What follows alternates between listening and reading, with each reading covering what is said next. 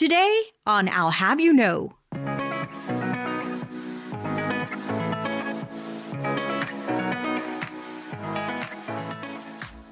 I felt like there was opportunities, though, for a running store in Cincinnati that could be matched up against the competitor. And so I started writing a business plan. I started to do my pro formas, a marketing strategy, an operations strategy, so on and so forth. And I started to execute upon it. I started preparing everything. Cameron Simoneau didn't sprint to entrepreneurship. It's been more of a marathon. After working in two very different corporate industries, he saw an opportunity to start Tri-State Running and now owns 3 stores in the Cincinnati area. Well, joining us today is Cameron Simoneau, Rice Business Class of 2005. Thank you, Cameron, for joining us on I'll Have You Know. It's great to be here. Thank you. I want to ask you a little bit about your path as I was looking at, your career path. And for many people, it's not a linear path, but I found yours interesting because you were a political science major in college, worked for Air France, then Citibank, and you now own running stores. Can you take me kind of along that path and tell me how it all evolved? To start from the beginning, really, I was born in Massachusetts, and then at 9 years old, I moved to France. And so I lived in France from 9 to 15 years old. And so I got to learn the language. I learned French and I spoke it fluently. I moved to Houston when I was about 15 years old, and moving from a small town in France to Houston, Texas was like almost going to the moon. It was just completely different, different lifestyle, different way of doing things. And it was kind of surreal. So I went to Klein High School. It was a huge school. I probably had about 2,500 kids, and it was probably too big for me. So University of St. Thomas was a great fit for me. I went to undergrad there, and it was a very small school, and got to study in a liberal arts setting, and I thought that did me well.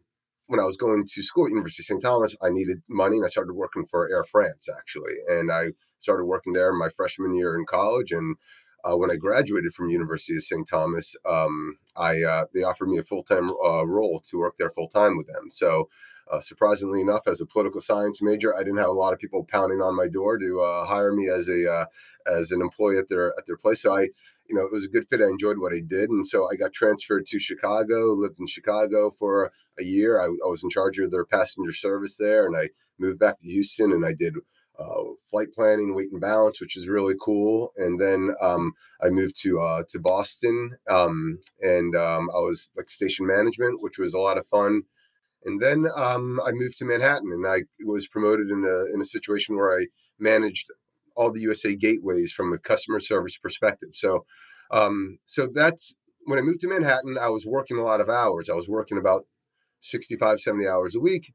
And anyway, I was eating sandwiches and great New York cuisine, and I put on a lot of weight. And so I was like, wow, I've always been active. I've always been athletic, and I didn't recognize the guy that I was. So I decided I needed to do something. So I bought some running shoes, and I started to run around Central Park, once a day. And I didn't know what I was doing, but I was doing 6 miles a day, and you're younger, so your body can handle all these, bad practices of running, because I was, doing too much too soon, but I could endure it. So I started to run, and I developed a passion for it. I was living in New York City when 9/11 hit. The planes kind of, went into the towers. I was only about a couple miles away from it, and I could Wow. see, I could, come out of my office. I could see everything that was happening. It was a crazy time. It was an absolutely mad time. So those subsequent weeks, there weren't any, flights, occurring in the short term.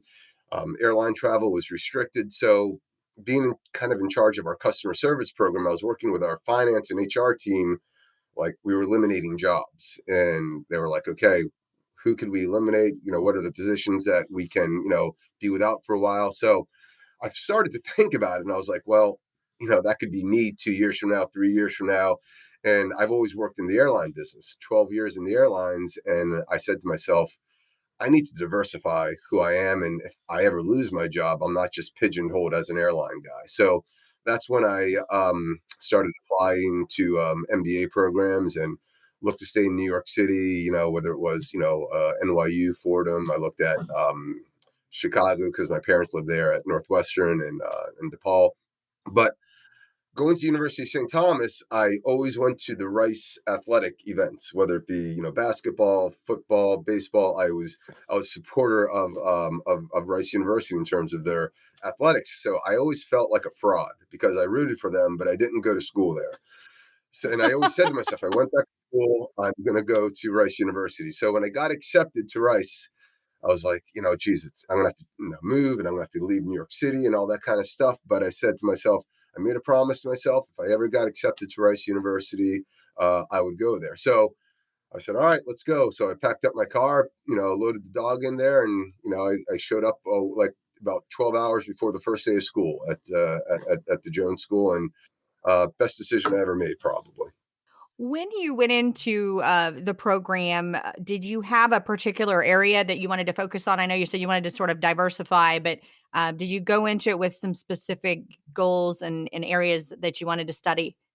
No, I what I wanted to be, my father was a general manager. He was an MBA and he studied, general management. And, I leaned on him quite a bit in terms of, job experiences and things of that nature. And I know that I didn't want to be kind of just stuck in one area. I wanted to look at like the business from a whole and managing, the marketing end, looking at, the operations end, and, the financial parts of it as well. So I wanted to be more kind of in leadership, general management. And I don't think at Rice they had a program per se for that, but I took a lot of like leadership classes, operations classes, some marketing, some finance stuff. So my goal as I real like, after the first semester and so forth, I realized that, I just wanted to be able to go into meetings and go into my future, business or future employer and be able to ask the right questions and have an understanding and not feel like, what they were saying wouldn't make any sense. So that was always my goal, to have like an understanding of business as a whole, but I didn't want to specialize in one spot. So that was my emphasis. I always just wanted to be, a general manager, to be honest. And I don't know if you've been back to campus much since graduation. It's been about 15 years for you. Have you been back?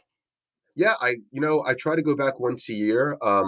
Some guys from the Jones School, actually, we have a fantasy baseball league that we go to, and we meet up once a year in March. And every year I go back and I visit campus, and I take, and I've taken my kids and my wife a couple of times, just as a kind of a vacation and whatnot. I'm trying to indoctrinate my children to want to go to school there as well. So yeah, I go back and always impressed with, the school seems to be, doing the right things and growing in the right direction. Campus looks great, so love always going back.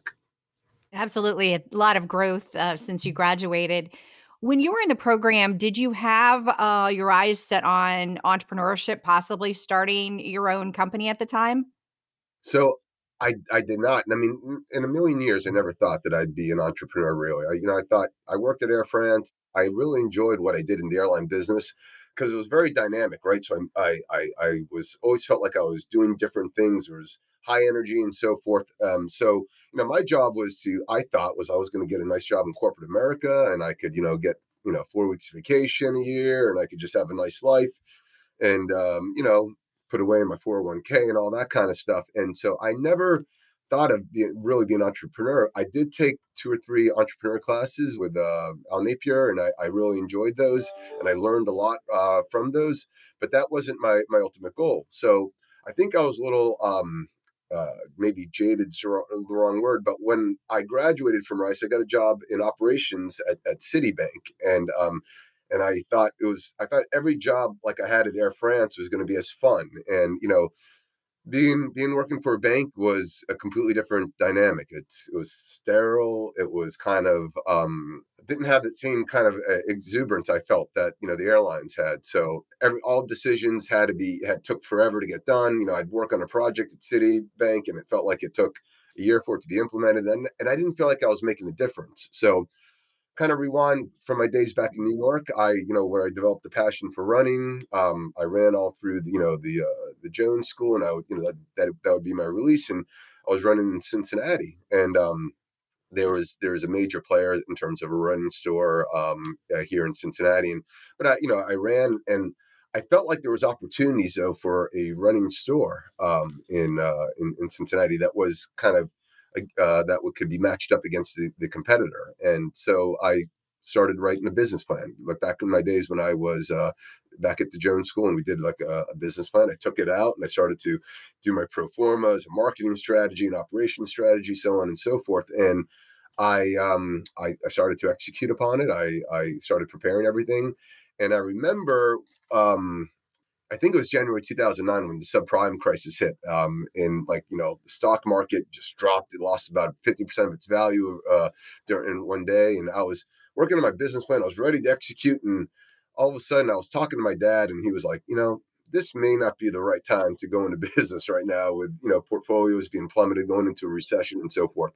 So I put it on ice for about 8 or 9 months. And then I decided all of a sudden, like in September, I go, listen, it's never a good time, September of 2010. So I quit my job, and I started to just devote 100% of my time to the business, and opened up in December of 2010. And, here I am 11 years later. I now have 3 stores, but it was, it's 11 years later. It still feels like yesterday, and it still feels like we're in startup mode and growth mode and so forth. But it's been one of those things where I never regret going into work. Every day is fun. Every day I enjoy coming in, and I can promise you my 401k is a lot less than most of my classmates from the Jones School and that graduated me. And I know that I've probably sacrificed some potential earnings, and that's okay. I love what I do. I enjoy what I do. I feel like I make a difference. So to rewind what you said, no, I did not think I was going to be an entrepreneur, but I'm happy that I did take those classes, and they really set me up for success here. Congratulations on the success of your stores. Well, you haven't seen my balance sheet, so don't congratulate me so quickly. But yes, it's 11 years, and but we're grinding. We're still here.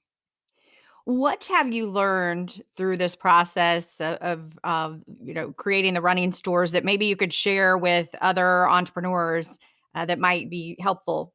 There's tons of lessons, and every business is different. I know probably a lot of the people graduating from the Jones School, or from the people that already have graduated from Jones School, it's probably a lot more technologically involved, and maybe more finance involved.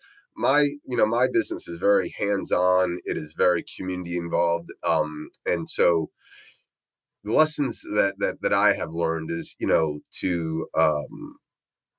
invest back into your community, and because I have such a visible role in the community, whether because I work with schools, I work with charities and so forth like that. So I try not to step on a dime to pick up a penny. So I give back about $75,000 a year, whether it be money and gift cards or shoes and things like that, back to the community. So the first thing I would say is, if you look at your marketing budget, and if you think it's going to cost X amount, multiply that by 3. I just feel like you have to constantly work to kind of get your name and out there, and people to know who you are, and then when you have it out there, you just can't sit on it, right? You just got to continue to be involved. So for me, it's always been it's very important for me to be involved in the area, and to be seen doing different things, and being a good ambassador to the community. So your marketing dollars and how you manage it and how you invest it is very important. And for my business, it's kind of more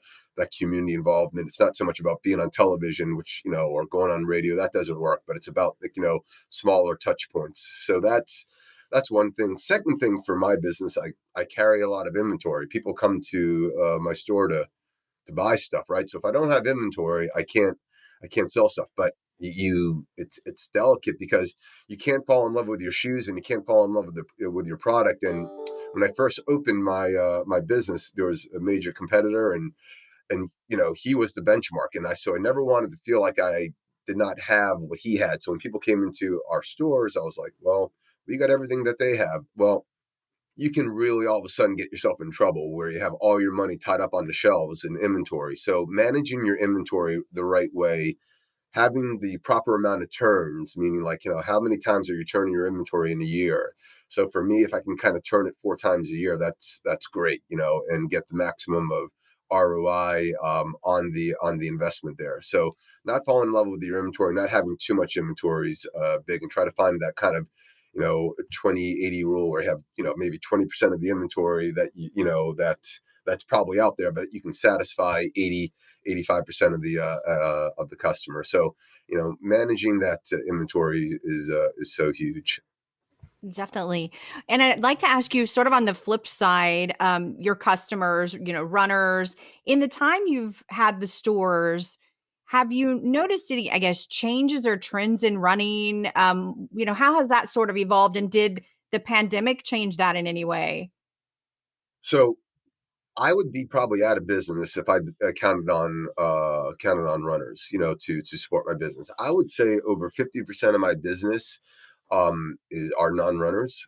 They're nurses, they are people that work in factories, parents, so on and so forth. These are people that what happens is, when I first bought my first brand new car, I got a Subaru, and I was so excited, like after I graduated from the Jones School, and I got Sirius XM, and there was a radio guy that was on. He always talked about taking care of your teeth and your feet, and and it's so true. So many people have neglected their feet. We don't go to mom and pop shoe stores anymore. When we were younger, my mom would take me to Buster Brown, I think, and get measured and so forth. And there's just been a lot of people now that we're in the Target generation. You go to Target, you buy shoes, they look cool. And as a result of that, I deal with a lot of people that have mangled feet, and just have people that have issues, whether it be plantar fasciitis, bunions, and so forth. So for them, it's very refreshing to have somebody who's going to sit down. And once again, I who would have thought I spent all this money on my MBA, and I'm like, taking people's socks off, and I'm playing with people's feet, and I still do that today, and I think that's important too. That's another thing. It's like, I can never remove myself that part from the business. I would say that I work 15 hours on the floor every week, because it's important to know who your customers are. So I got a lot of customers that just haven't taken care of their feet, and so I'm here to kind of like, okay, well, we're going to get you in it's not going to necessarily solve the problem, but we're going to put you in a better position. So we help a lot of people that just have either injuries, bad feet, people that are on their feet all day, and we try to find proper solutions, because I didn't know this until I started kind of, taking classes and studying it myself. But, feet do different things. You overpronate, you supinate. When you run, some people heel strike, some people a midfoot strike, some people forefoot strike. So there's all these different components to it. And if you just buy a shoe that looks kind of cool, that's a great way. That's a great way to get injured. Um, so I would, going back, I would say once again, over 50% of my customers are non-runners. Now, having said that, we a major marketing component to our stores, we have running groups, and we prepare people for half marathons, and we get them to be ready for that. And that these people who train with us and work with us, pre-pandemic, we had about 800 people in our training groups, and they become our best ambassadors, our best advocates, and they're really kind of promoting our praise in the community. So we take care of those people. We get them to the finish line. They're kind of like our platinum medallion members. If you fly on airlines, whatever they need, they get. If they want to return a shoe that's 5 months old, I'm not going to nickel and dime them. I'm gonna take that shoe back for them. We're gonna make sure that they're taken care of. We do tons of happy hours, and I spend I never thought I'd spend like $8,000 a year on beer, buying people beer, but I guess I'm bribing people to run with us with beer and things like that. So I have keg raiders in our store, because after the runs they like to hang out, and so the running groups become very social for our people, and it's very funny. So we sell clothing, running gear, and all that kind of stuff, and what really sells best for us are the things that have Tri-State Running Company written on it, as our logo, our emblems, our things like that. And it's so funny when I go out, and I'm in, going out to dinner, and you see somebody wearing a Tri-State Running Company sweatshirt. And for these people, that's maybe the equivalent of wearing the Cincinnati Reds, or the Cincinnati Bengals, or something along those lines. That's the team that they root for and they belong with. And it's like, it's very humbling all the time, to see that. And I never ever take that for granted. I'm always so appreciative of all that stuff. And so, we've touched a lot of lives and so forth. So it's always so important for me to be aware in the community. And, to kind of always be on my best behavior, which is tough for me. And so when my wife, wants to tell me what I've done wrong, and I try to remind her to, let's do this at home, because then you can tell me what I've done all wrong, and so we can, go home and talk about it, because there's always eyeballs, and it's for lack of better terms, and I hate to say it, it's like I almost feel like a very small local celebrity, because I've kind of worked with a lot of people that way. So it's just very important to be aware of that, and you'd hate to kind of, destroy the illusion that we're a family owned good business and so forth. So I'm always kind of aware of that component of it as well. But when the pandemic hit, it was weird. That's when we really cashed in on a lot of the goodwill that we've created in the community, whether it be, I'm always giving to, the schools and charities and so forth. And so when the pandemic hit, people were they kind of chose small businesses that they wanted to support. And so we started like an online business, and we started to ship online and do different things that way. That's never going to be our core competency, and I still want to work to develop that. But we developed an online business, but technically, like, so in Kentucky, I have a store, two stores in Kentucky, one in Ohio. In Kentucky, we could do curbside pickup, and people could come by, they could call us up, and they could say, hey, we need this, that, and the other. And people were coming out in droves to kind of support our store and come, look, I'm going to get this. And whether they needed it or not, they were coming out, and they were buying stuff. I had people come, buy $500 in gift cards, and I'm like, and that, once again, it's humbling that they would do that, and it's very nice that they would do that. But so we had curbside pickup in Kentucky, where they could do that. In Ohio, we didn't have that luxury, so we did like a lot of online stuff and things of that nature. But people went out of their way to kind of return the years of goodwill that we created in the community, and our training group people wanted to see us do well. So that really kept us, I think, afloat during that time there. And the pandemic, what happened was our training groups were such a big part of our of what we do. We lost a lot of that business because we couldn't have training groups. And I was very mindful too that, I didn't want to have groups of 800 people running in Cincinnati and them saying, oh, well, there's Tri-State Running Company. They don't care about, spreading, the virus. So we didn't have our training groups, and that hurt quite a bit there. So, but on the flip side, there are a lot of people that could not travel. They weren't taking their vacations over to Europe, or they weren't going, to different spots. So there's a lot of people that picked up, the sport of running. Some of them did. A lot of them were just being outside, walking, doing things with the family. So we picked up a lot of business that way. And so in the long term, I think that maybe will help us, because we got more people exposed to the sport, and, more people involved with running. Short term, it hurt us not having, our training groups and so forth. So, I don't know in the wash how it all works out, but I think the pandemic did get people more exposed and more aware of running, and realize that, hey, you don't have to run 7 days a week to be a runner, but maybe it's something I can enjoy doing 2 or 3 times a week, and just kind of stay in shape. Absolutely. Well, tremendous insight into your business and your growth. And I guess the point that fascinated me was that a lot of your customers aren't runners. That was a surprise to me, to learn that, and who's coming and who needs your services.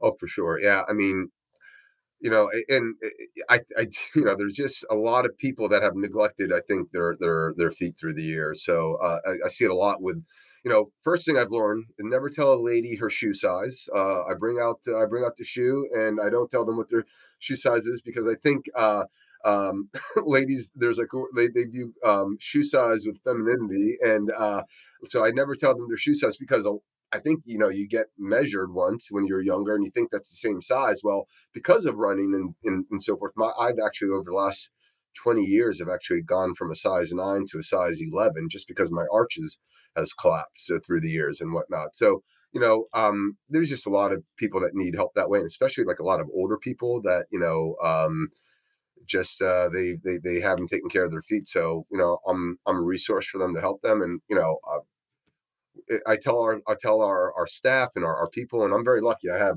a great staff of employees. We don't have much turnover. They enjoy what they do, and I'm very blessed to have them. But I remind them all the time, if we're in the wrong business, if we're not comfortable putting shoes on people's feet and, touching feet and things like that, then we're in the wrong business. So always stay humble and always stay, be of service and always being, thinking of their needs first. And, then we can, go from there. But it's always just so important to never forget that people are coming to see you, and there's lots of places that they can go, but they trust us, and, it's important for us to do the right thing. Absolutely. And I think that that customer service element is really important. There's a place I go here that and they offer that customization. And I found that I wasn't wearing the right shoe size and I was surprised. And so to have someone be able to explain to you and what you're doing. But if I just went in and tried on running shoes on my own, I would not have picked the size that they told me I needed. Yeah. Oh, yeah. It's always a surprise. That's why, once again, I don't tell. I try not to, unless they ask me. I try not to tell them their size until it's afterwards, and they say, "Oh, this feels good," because, no, I've been wearing a size, 8.5 all my life, and I'm like, well, you should be in a size 10 right now, but my line to, it's usually I get more fights, not fights, but I usually get more pushback from the females, and because they don't want to go up to a size 10 or whatever it is. But I often have to remind them. I go, I've been in a lot of locker rooms. No men ever talk about a lady's foot size and, or feet size, and, that's the last thing that we're concerned with. So let's go with what's comfortable and what feels right, and you will be better in the long run. But yeah, I mean, if you want to get involved in running, I can't urge enough to get fitted and to have the right shoes. The two mistakes that I see from people that are trying to get involved in running or walking is, one, just having the wrong equipment, wrong shoes and so forth. Because, like I said, everybody's foot does something different. Every shoe does something a little bit different. But also, um, finding a plan that's appropriate. People get the bug, and all of a sudden they try to do too much too soon, and they get injured because they haven't been active, and all of a sudden they are, running 5 miles 4 days a week or 5 days a week, and they get injured. And so that's kind of reverse back what I said when I was living in New York City. I didn't know what I was doing, and I was lucky enough that I was younger, I should say, at the time, and I could get away with some of those injuries or away with some of those mistakes. But when you get to be an old man like me now, you have to, kind of gradually get yourself involved and not do too much too soon, because you'll get injured. Then all of a sudden you're out for 6 months, and then you're not doing anything to kind of stay healthy and active. So if I could urge two things with people, it's just, get the right shoes, get fitted, and see somebody, once a year, because things change, things evolve, and make sure you're changing out your shoes every 350 miles or so, because after that, the cushioning wears out, the support wears out, and people think they can wear them forever. So, just make sure that, you're seeing people who can constantly reevaluate, make sure that, you're in the right shoe, because things do evolve. And just maybe find a group that's appropriate, where they can kind of get you on the right plan, and have you doing the right mileage in the beginning there. Also, running is great, but it can be monotonous, right? Because you're out there by yourself, you're doing this all the time. And, you know, um, that's why our running groups are so successful, because when we're training for a marathon and we're doing our long runs, we're doing 16, 18, 20, 22 miles, it really goes by quickly, because you're running with friends, and you got, you got people that you can talk to.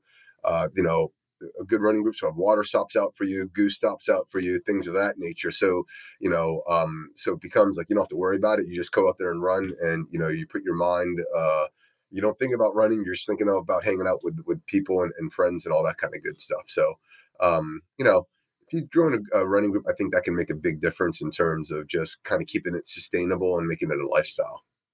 Now that you've been in business, a little more than a decade, what are your plans moving forward? Is it a challenge to kind of figure that out, and how much you grow, where do you grow? Yeah, it is a challenge. I'm gonna, I have a vision of what I think it looks like, in terms of where I want to be with the total number of stores and whatnot. What I will say is, I don't want to just grow in terms of just grow revenues. I want to be profitable, right? So I know there's sometimes there can be ego, like saying I want to be the biggest, I want to have the most, and like I've realized that that's not as important to me. I want to be able to, it sounds kind of like it sounds kind of tongue in cheek, but I just want to be able to put food on the table for my family, and put them to college and things like that. And mistakes people can make, I think, are trying to do, grow at all costs and not think about the profit and loss statement. So there's that component. There's also the family component of it as well. I'm very blessed that I have a wonderful wife that has picked up a lot of the slack. And for 11 years now, it's been 75, 80-hour, work weeks. And so I feel bad that I haven't been able to spend time, and any entrepreneur will probably tell you that. And I'm probably, maybe I do, too much. I don't need to do all that stuff, but it's your baby and you want it to be successful and you want it to do well. And I've sacrificed, I think, time with my family, with my kids. And that's something that starting a business, I would urge entrepreneurs to think about is like, how can you measure it and manage and balance it all. And quite frankly, I don't think I've done a great job of balancing it, with my family. So often my wife will say that she's a single mom, and in a lot of ways she has been. She works too. She's a school teacher, and so she has a lot of responsibilities on her own. So I put a lot of the burden onto her. So when I talk about growth, I say, well, do I want to be doing this for so long where I won't see my kids really grow up? Because, when I grew up, I played sports. I played, soccer. I played, baseball. I played, basketball. And these are all things that like my father was there with me, taught me how to do these things. And I haven't been able to do that with my kids as much. And as my grandmother always said, things always work out for the best. And I do believe that. But there's a component of that you have to measure.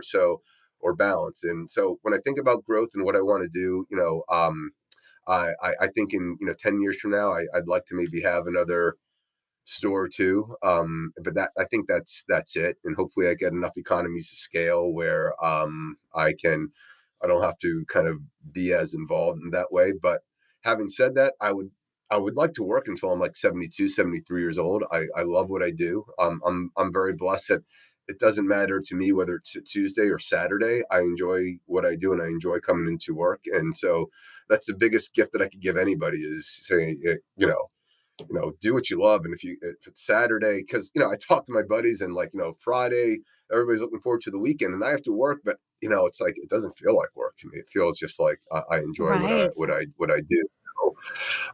Is there anything else you'd like to share with our listeners? I would, if, you are still at the Jones School, or you're going to go in to get your MBA, take those 2 years if you're going to the full-time program, at least, take those years to invest in yourself and to not take any shortcuts and to not, I wish I would have done in undergrad what I did in graduate school in terms of just learning and taking that time to kind of better yourself. You'll never have that chance again. You'll never have that time again.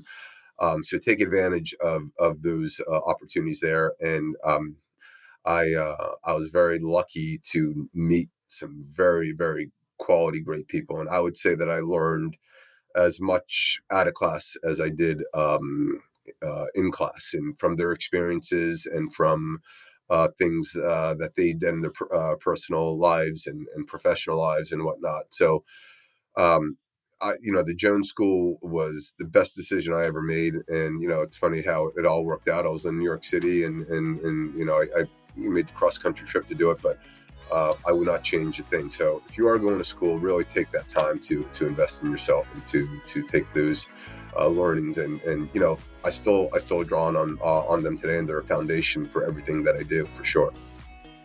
Cameron Simoneau, Rice Business Class of 2005. We want to thank you for joining us. Thank you. And it was fun to talk with you, and look forward to going back to campus soon and seeing everybody. This has been I'll Have You Know. Thanks for listening. You can find links and more information about our guests, hosts, and announcements on our website, business.rice.edu. Please subscribe to this podcast wherever you find your favorite podcasts, and leave us a comment while you're at it and let us know what you think. I'll Have You Know is a production of Rice Business and is sponsored by the Rice Business Alumni Board. The hosts of I'll Have You Know are myself, David Druglever, and Christine Dobbyn.